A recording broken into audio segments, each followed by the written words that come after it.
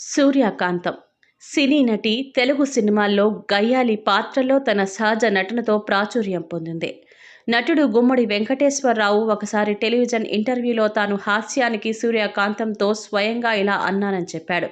నువ్వు తెలుగు భాషకు చేసిన అన్యాయం ఒకటుంది.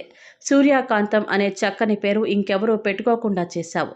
సూర్యకాంతం తూర్పుగోదావరి జిల్లా కాకినాడ దగ్గరున్న వెంకటకృష్ణారాయపురంలో 1924 అక్టోబర్ 28న తన తల్లిదండ్రులకు 14వ సంతానంగా జన్మించింది. 6 ఏళ్ల చిన్న వయసులోనే పాడటం, నాట్యమాడటం నేర్చుకుంది. పెరిగే వయసులో హిందీ సినిమా పోస్టర్లు బాగా ఆకర్షించాయి. సినిమాలో నటించాలనే కోరిక ఆపుకోలేక చెన్నై చేరుకుంది.